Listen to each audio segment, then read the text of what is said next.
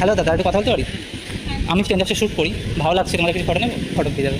Student নাকি? ও passion কিছু follow করো, মডেল? না, আমরা কন্টেন্ট ক্রিয়েটার। ও চলে আসো, আমি ফটো তুলে নিই। ঠিক আছে,